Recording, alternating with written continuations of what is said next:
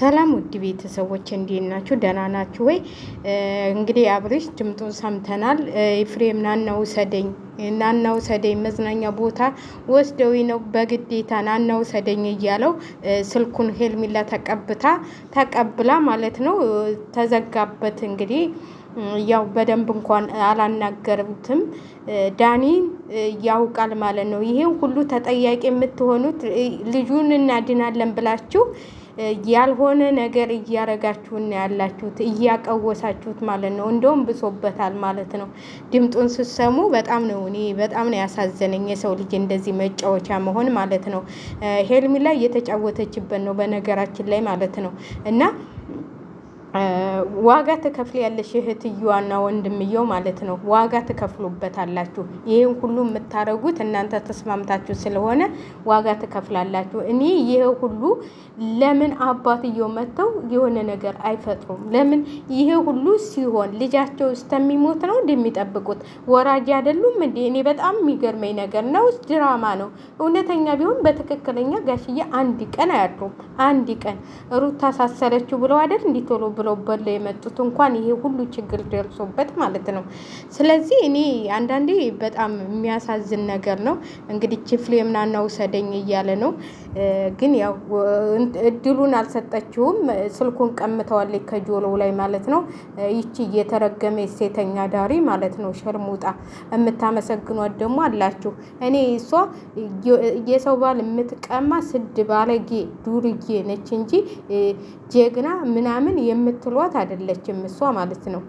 ስለዚህ ሰውን ካለ ግዴታው የሄደው እኮ ከልጁና ከሚስቱ ጋር ነው እንጂ በፊት እንደዚህ ይቺ ጉማሬ እህቱ ደግሞ ለዚህ ሁሉ ደረጃ ያደረሰችው እሷ ነች።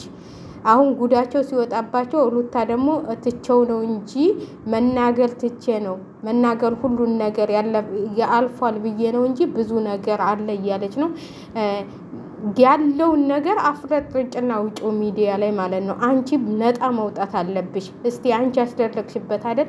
እሷ ዳነችው። መዝናኛው ጠበል ቦታ ወስደነዋል ስትሏል ነበር። ይኸው መዝናኛ ቦታ ነው ያለው። መዝናኛ እኔ እኮ ብያቸዋለሁ። እሷ የትኛውን የምታምንበት? እሷ እኮ ዝሙት የምታስተላልፍ ሴት ነች እንጂ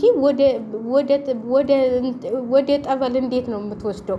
እሷ እኮ አሁን እዛ ጋ ወስዳ የሆነ ነገር እያደረገችው ነው። ግዴታ እያጠጣች ምን እያለች የሆነ ነገር አልግዥ ያለው ብላል ነበር። ልጁ ስለወለደባት መልሶ አልግዥ ያለው አሁንም ልትል ነው ማለት ነው። እና በጣም የምታስጠላ ነች ብዬ ነው የማስበው። በጣም የተረገመች ልጉም ማለት ነው። ይህንን ዋጋሽን ደግሞ ትከፍሊበታለች። የሰው ልጅ እናንተ አሁን ጀግና የምትሏ ሁሉ ኋላ ስታለቀስ ተጎኗ ትሆናላችሁ ማለት መገኘቱ አይቀርም። ናና ውሰደኝ እያለ ነው። ታገኘ ደግሞ ስልክ ወይም ጠፍቶ ሊጠፋ እኮ ይችላል። አሁን እኮ እሱ ጨንቆት ነው እንጂ አልፈለግም።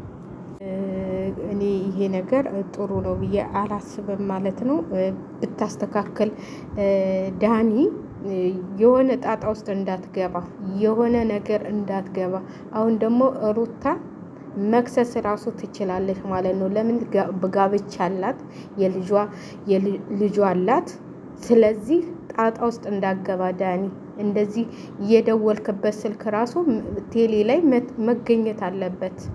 እሱን ስልክ ራሱ ይዛችሁ መሄድ ትችላላችሁ። በሱ ስልክ እኮ ማግኘት ትችላላችሁ።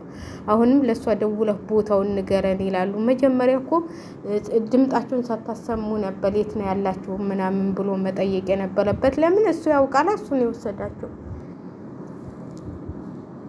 ቤተሰቦቼ እኔ ትክክል ነው ብዬ አላስብም። ዳኒ ራሱ ዋጋ ትከፍልበታለህ ማለት ጤነኛ ቢሆን ኑሮ አዎ ጠበል ቦታ እንደመውሰድ መዝናኛ ቦታ ምንድን ነው የሚሰራው? እሷ በፊት ለምን መዝናኛ ቦታ ነው ወይ የሚሄደው? ሊዝናና ነው ወይ እያለች ስትጨፍር አልነበር? አሁን እንዴት ነው ይህንን ተቀብለው እህት ወንድሞቹ መዝናኛ ቦታ የወሰዱ? በጣም የምትገርሙ።